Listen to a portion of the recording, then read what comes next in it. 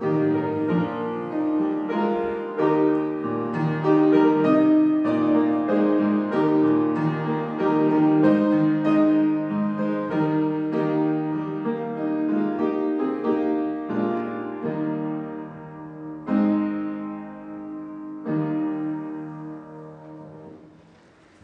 예배 말씀 로마서 7장 7절에서 14절입니다.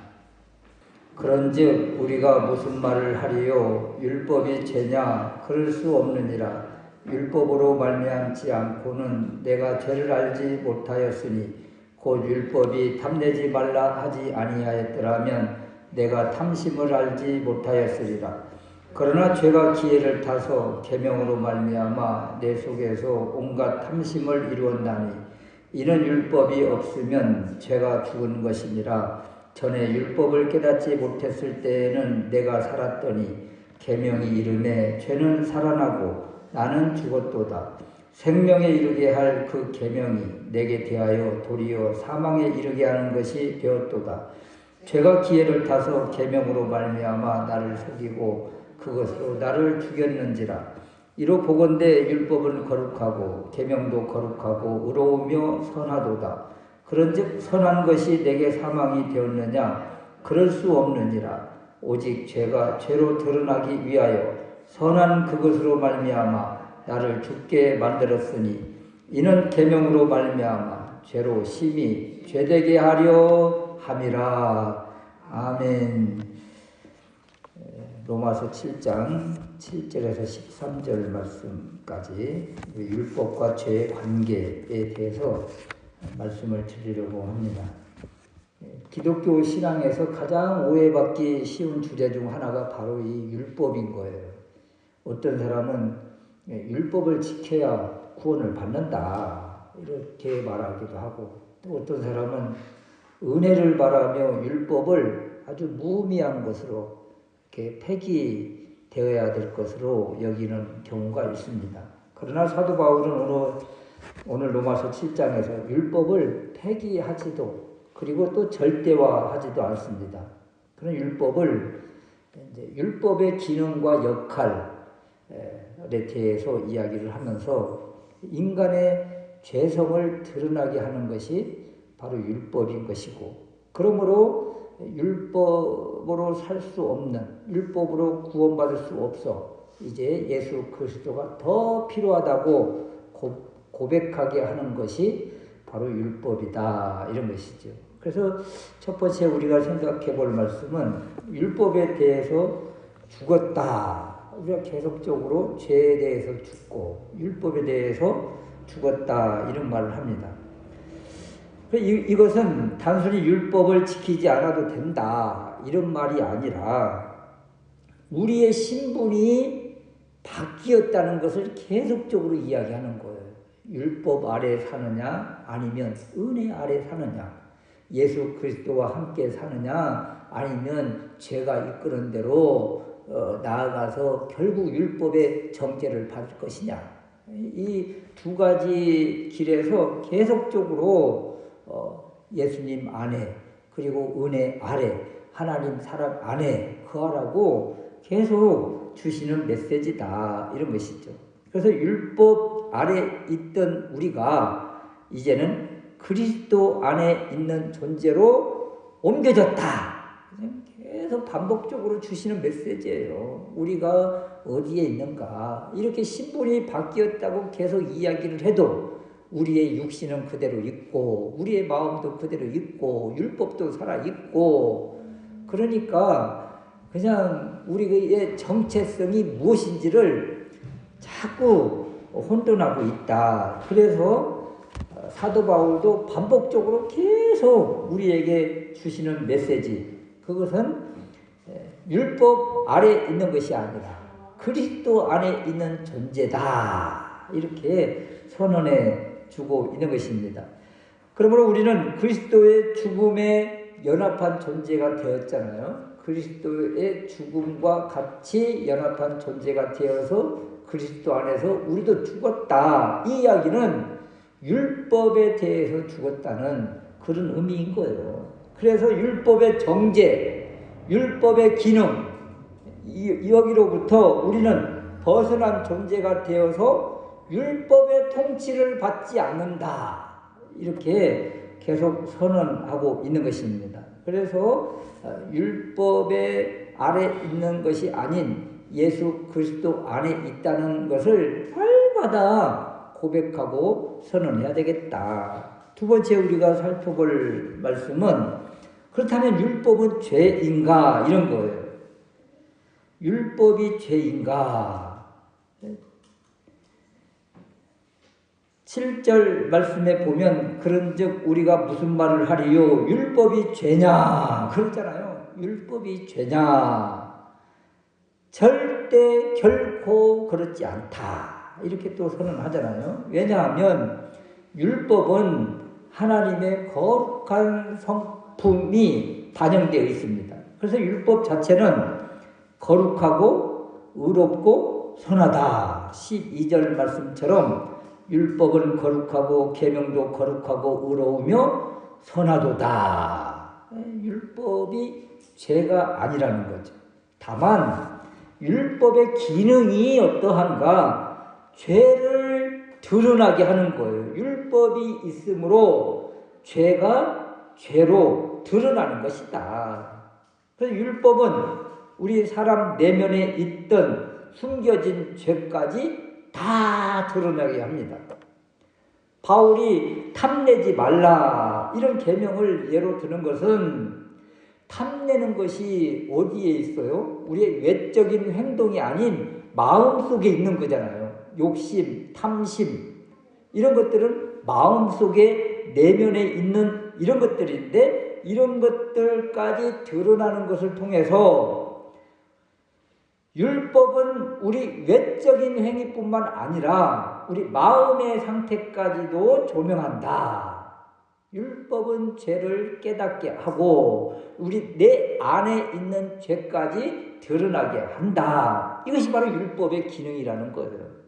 율법이 죄입니까? 아니요. 죄가 아니라 우리 마음속에 있는 죄를 드러나게 하는 것. 이것이 율법의 역할이고 율법의 기능이다. 이런 것입니다. 또 하나 우리가 생각해 볼 말씀은 이 죄의 능력과 율법의 한계라는 것인데 죄를 율법이 드러나게 했잖아요. 그런데 드러나게 하고 그 다음이 없는 거예요. 죄를 드러나게 하고 심판에 이르게 하는데 드러나게만 하지 이것을 어떻게 교정하고 새롭게 하는 그런 기능은 없는 거예요. 그런 역할은 없는 거예요. 율법은 죄를 억제하지 못합니다. 죄의 실체, 심각성 이런 것들을 더 분명하게 하고 드러나게 해서 우리 사람이 어떻게 율법 앞에서 자신의 죄로 인해서 죽을 수밖에 없는 존재이라는 것을 깨닫게 하는 거죠. 그래서 결국 율법은 율법대로 살면 생명을 지향하게 하지만 이 율법이 우리의 죄를 자극하고 마음속에 있는 욕심, 탐심, 죄들을 드러나게 함으로 인해서 결국 정죄의 도구가 되고 만다는 거예요. 정죄의 도구 무엇입니까? 심판을 받을 수밖에 없다. 이것을 우리에게 보여주고 있는 것입니다. 8절 말씀이 그런 것입니다. 죄가 기회를 타서 계명으로 말미암아 내 속에서 온갖 탐심을 이루었나니 이는 율법이 없으면 죄가 죽은 것임이라. 이 죄가 기회를 타서 계명으로 말미암아, 계명이 율법이잖아요. 율법 계명으로 말미암아 온갖 탐심을 드러나게 하는 것이다. 그리고 우리를 끌고 가는 것이다. 죄가 이 법을 통해서 우리에게 침투한다는 거예요. 그래서 법이 나쁜 것이 아니라 죄라는 것이 계명 율법을 힘입어서 우리에게 교묘하게 들어와 우리를 끌고 간다. 그런 행동을 하게 한다. 그런 마음을 품게 한다. 이런 것입니다. 그래서 굉장히 어려운 말씀이기도 하지만 죄라는 것을 계속 죄가 우리를 사람을 이끌고 있다 이런 것이죠. 무엇을 통해서? 율법을 통해서 말입니다. 그래서 율법은 여전히 거룩하고 율법은 선합니다. 그런데 죄라는 것이 율법을 가지고 어떻게 해요? 사람을 끌고 간다는 거예요. 어디로? 사망으로 말입니다. 여러분 이렇게 말하면 굉장히 어려운 말인데 사실은 쉽게 이야기하면 처음 죄를 범했던 아담과 하와를 생각해보면 금방 이해가 됩니다. 아담과 하와에게 하나님께서 법을 주십니다. 선악을 알게 하는 나무의 열매는 먹지 말아라. 다른 모든 과일을 먹어도 되느니라. 이것이 바로 법입니다. 계명이고 율법인 거예요. 아담과 하와에게 하나님께서 이 법을 주신 것은, 말씀을 주신 것은, 명령을 주신 것은 하나만 하지 말고 나머지를 마음껏 할 수 있는 자유를 주신 거예요. 그런데 죄라는 것이 이 법을 가지고 교묘하게 아담과 하와를 유혹합니다. 어떻게 유혹을 하던가요? 언제 뭐 만지지도 말라 먹지도 말라고 했느냐. 예? 그리고 선악을 알게 하는 나무의 과일을 먹으면 눈이 밝아지리라. 계명을 교묘하게 속여서 아담과 하와를 기만하고 그리고 그 법을 어기게 만든 거예요. 그러면 아담과 하와 마음속에는 무엇이 있었다는 거예요? 바로 이 탐심이 있었다는 것이죠. 욕심이 있었던 것이죠. 그래서 이 죄라는 것이 계명을 가지고 교묘하게 아담과 하와를 부추겨서 결국 그 법을 어기게 하고 어긴 결과 사망에 이르게 되었다. 그래서 하나님이 처음 율법을 주실 때는, 계명을 주실 때는 이 계명은 거룩하고 선하고 그리고 참된 자유를 주기 위함이지만 마음속에 있는 욕심과 탐심으로 인해서 그 계명을 이기지 못하고 순종하지 못하고 그리고 유혹과 탐심에 이끌려서 결국 사망에 이르게 되었다. 그래서 우리 내면을 보고 또 율법과 계명을 바라보고 죄의 이 유혹을 바라볼 때 우리는 하나님 앞에서 죽을 수밖에 없는 존재구나. 우리는 사망이구나. 그래서 어디로 우리를 끌고 가는 거예요? 살 수 있는 길, 생명을 얻는 길, 오직 예수 그리스도밖에 없구나. 이렇게 우리를 이끌고 가게 하신다. 그래서 이 율법을 생각하고 죄를 생각할 때 우리는 죽을 수밖에 없는 존재이지만 예수 그리스도를 믿음으로 고백함으로 인해서 우리는 예수 그리스도와 함께 죽었으므로 죄에 대해서 죽고 율법에 대해서 죽은 자가 되어서 이제는 그 사망의 우산 안에 있는 것이 아니라 생명의 영향력 아래, 하나님의 은혜 아래, 그리스도 은혜 아래 있게 된 존재가 되었다.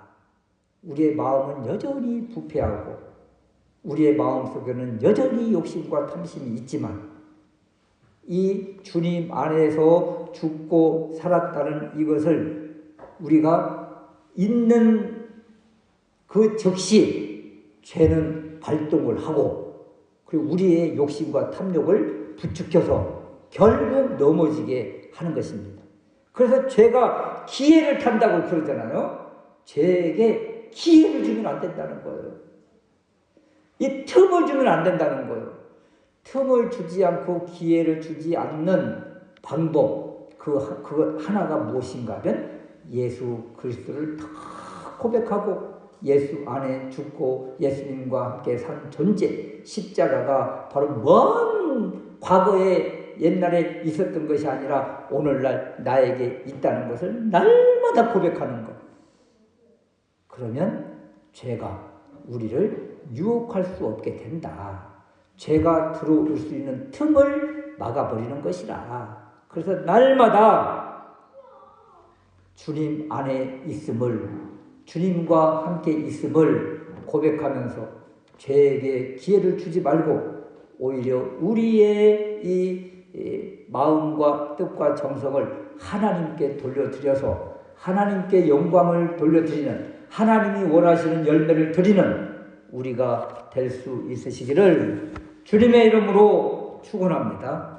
아멘. 아버지 하나님 감사합니다. 오늘도 귀한 말씀을 통해서 우리가 어떤 존재인지를 깨닫게 해 주시니 감사합니다. 예수 안에서 우리는 죽고 예수님과 함께 거듭난 존재인 것을 다시 한번 깨닫고 날마다 주님 안에서 참된 만족과 기쁨을 누리는 우리가 되게 하여 주시옵소서. 악한 것 또는 죄의 유혹에 우리가 넘어가지 않도록, 또 틈을 주지 않도록 더 성령님으로 충만한 삶을 사는 우리가 되게 하여 주시옵소서. 예수 그리스도의 이름으로 기도합니다. 아멘.